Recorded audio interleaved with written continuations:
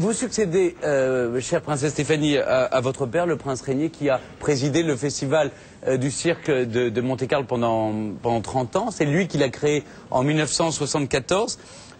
Est-ce que vous savez pourquoi il a voulu le créer? Quel était l'objectif?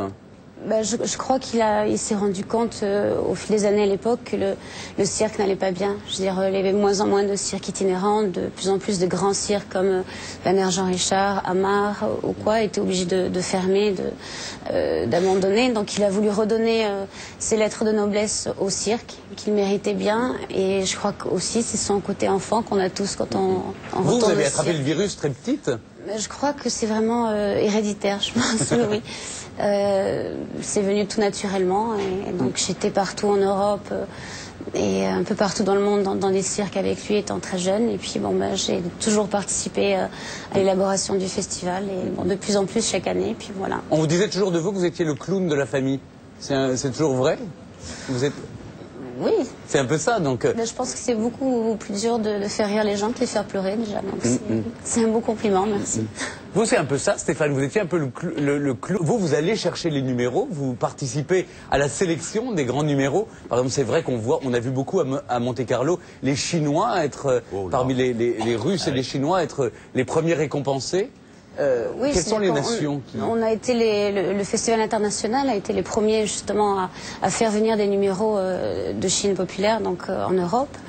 C'était très difficile au début pour des raisons de visa, enfin très compliqué. Mais bon maintenant au fil des années et ça a fait connaître je pense au grand public l'école du cirque chinois, qui après, par la suite, a repris des vieilles disciplines de cirque traditionnel européen. Et justement, le mot international était très important pour mon père, qui ait le plus de nations représentées au festival international. Et donc, on essaie, oui, on est toute une équipe, on parcourt un peu le monde à la recherche de nouveaux numéros. Quels sont vos critères, justement, pour choisir l'originalité, la nouveauté, l'exploit? Enfin, vous avez des critères précis ou c'est le coup de cœur? C'est un peu un tout, parce que bon, la base, c'est quand même que ça reste du cirque traditionnel, pas partir dans du musical ou des choses comme ça, parce que ça se passe dans un chapiteau, sur une piste, donc c'est du cirque traditionnel. Mais on cherche évidemment la performance, la qualité au niveau de tous les arrangements, musique, éclairage, nouveauté au niveau des costumes et de la présentation, parce que le cirque évolue avec son temps. Donc, et justement, il y a eu des modes. Il y a eu par exemple une grande époque où c'était beaucoup les animaux. Et puis ensuite, c'est passé, il y a encore Grus qui a continué avec des numéros de grandes... avec les chevaux, en tout cas. Mais aujourd'hui, on est plus dans la jonglerie, dans les... C'est les Chinois qui montent. Les Chinois. Ah, les Chinois. Mais je crois que... Oui, les Chinois. Alors... Oh, mais non, mais c'est... Alors là, vraiment, le cirque de Pékin, par exemple, c'est inouï. Inouï. Mais le cirque est magnifique, mais les Chinois en ont fait quelque chose, c'est millénaire, c'est extraordinaire. Mais au prix de sacrifice d'un travail qui est terrible, quoi, presque à la limite du... Je crois que c'est... Baguette. C'est ça qui est magique avec le cirque, c'est que tout ce travail, c'est des années de travail. Et je dirais un artiste de cirque, c'est la sincérité, c'est sans mensonge, il se présente en piste, présente son travail. Et je veux dire, même s'ils ont mal, ils sont là et ils n'ont pas le droit à l'erreur. Je veux dire, c'est du direct tous les jours de leur vie. Et c'est ça que j'admire dans tous ces artistes. Et donc, voilà, nous on a quand même mis la barre assez haut au festival, donc on est obligé d'avoir des numéros toujours de très haute qualité. Voilà. Stéphanie, il y a une chose, vous parliez tout à l'heure du grand homme. C'était aussi un prince bâtisseur qui, en plus de 50 ans, a représenté et a fait avancer le Rocher et la principauté de Monaco. Pour vous, l'année 2005 a été une année bouleversante avec la disparition du prince Régnier et l'avènement de votre frère. On a envie de savoir comment, évidemment, vous avez vécu ça de façon intime et personnelle, comme la fille et la sœur. Mais comment cette année, je sais pas, comment vous le vivez aujourd'hui, alors qu'on vous demande de représenter un peu Monaco? Je crois que je le vis tout à fait naturellement. Je crois qu'il ne faut pas se tourner sur le passé, s'en servir, c'est sûr. Mais je crois que pour notre père, aussi bien ma sœur qu'à mon frère, nous a inculqué des valeurs qui nous sont très chères et très importantes aujourd'hui. Justement, il nous a tous bien préparés à cet avenir qui est devant nous.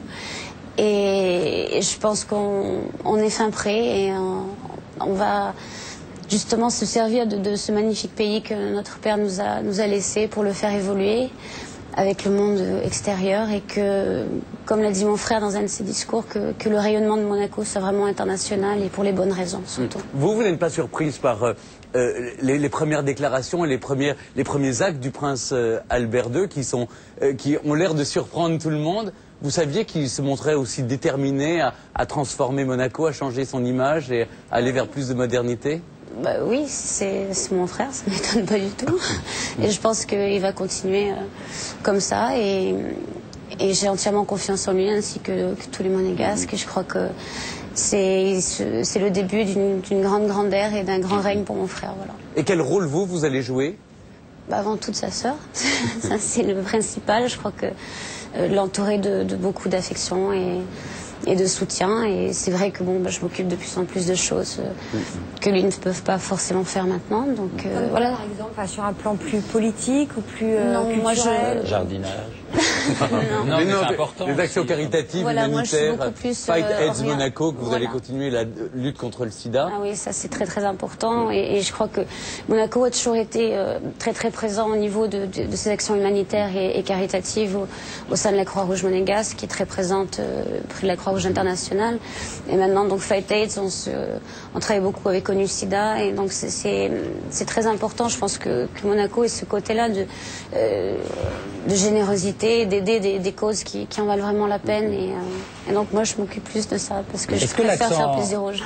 Est-ce que l'accent du sud de la France s'arrête à la limite du Rocher? Parce qu'on a l'impression que vous n'avez pas du tout d'accent du sud de la France. Les Monégasques n'ont pas d'accent?